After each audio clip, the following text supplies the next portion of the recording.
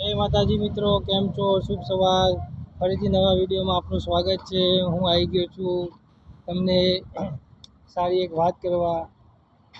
તો મિત્રો, કાલે આપણે વાત થઈ હતી, હું જવાનો છું મહેસાણા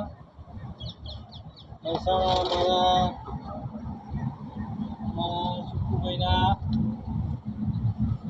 મોટા મામાનું ઓપરેશન હતું, તો ત્યાં ગયો હતો.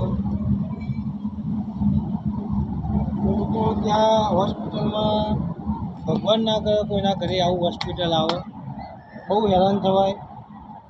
અને મિત્રો, ત્યાં જઈને એક વસ્તુ સમજણ આવી ગઈ કે આપણે એવું વિચારીએ કે સારા પૈસા કમાઈ સારું ઘર બનાવીએ.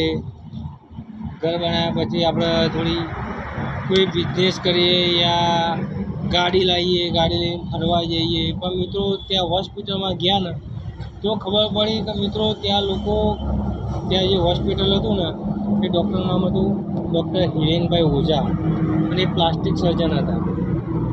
તો મિત્રો, એમાં શું હતું કે જ્યાંથી પેશન્ટ આવ્યા મને એવું લાગતું હતું કે જે સુકુના મામા ખરા ને એમનો બહુ ડેન્જર કેસ છે, એમને બહુ ભારે વાગ્યું હતું એમ. જ્યારે એમને પહેલી વાર આપણે જોયા હતા એમને થાય કે બહુ ભયંકર કેસ છે. પણ ત્યાં જેવા મેં 5-6 પેશન્ટ જોયા ને કે મિત્રો હું ડરી જ ગયો કે કોઈના આખો હાથ ઠેસરમાં જતો રહ્યો હતો, તો કોઈને આટલાથી હાથ થોડો કપાઈ ગયો હતો કંઈક ઝઘડામાં યા મારામારીમાં. પછી કોઈના કામ કરતી હોય આટલાથી આંગળીઓ કપાઈ ગઈ હતી. તો ત્યાં બધા પેશન્ટો આવેલા ને એટલે એ જોઈને મને એમ જ લાગતું હતું કે ખરેખર ભગવાનને આપણે જે જિંદગી આલી છે ને એમાં જ મજા, અને એનાથી વધારે કંઈ જોઈતું જ નહીં. એ લોકોની બસ છેલ્લી અંદરથી એમ જ હશે કે કશું જોઈતું નહીં ભગવાન, ખાલી આટલું ઠીક કરી દે. અને ડૉક્ટર સાહેબ ઠીક પણ કરી દે, સારામાં સારું ઠીક કરે છે, એમાં કોઈ ડાઉટ નહીં. પણ મિત્રો, કુદરત જેવું તો ઠીક ના જ થાય. પણ મિત્રો, આપણને ભગવાને આટલું મસ્ત શરીર આપ્યું છે, હાથે પગે સુખી છીએ, સરસ દેખાય છે. તો મિત્રો, શરીરને ખરેખરમાં સાચવવું જોઈએ. કેમ કે કાલે મેં જોયું ને બહુ ભયંકર જોયું. મને એમ થયું કે જિંદગીની કિંમત સમજાઈ ગઈ કે આપણે ગમે તે કરી નાખીએ છીએ. ફૂલ સ્પીડમાં બાઇક ચલાવીએ, ફૂલ સ્પીડમાં ગાડી ચલાવીએ, પછી કોઈના જોડે ગમે તેમ ઝઘડો કરી દઈએ. તો મિત્રો, એમાં કંઈ મજા નહીં. પાછળથી આપણે ને આપણા ઘરવાળા જબરજસ્ત હેરાન થાય છે. તમે 4-5ની વાતોમાં આવીને મોટા ઝઘડા કરી લો છો. અને મિત્રો, એમાં કશું જ નહીં.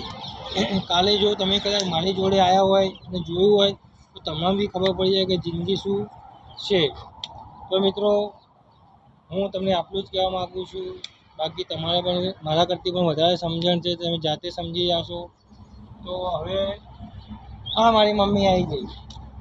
જય માતાજી કરી દો. જય માતા. હા, તો મિત્રો, તમે પણ જે કાંઈ કરતા હોય, ગુસ્સાવાળું મગજ હોય યા ફૂલ સ્પીડમાં બાઇક ચલાવતા હોય, ગાડી ચલાવતા હોય તો ના ચલાવતા. કેમ કે બહુ એનું રિઝલ્ટ બહુ ખરાબ આવે છે. તો આજે ઈચ્છા જ નથી. કાલે હોસ્પિટલમાં જઈને આવ્યો એ બધું જોયું ને તો આજે ખરેખર કંઈ કરવાની ઈચ્છા નથી.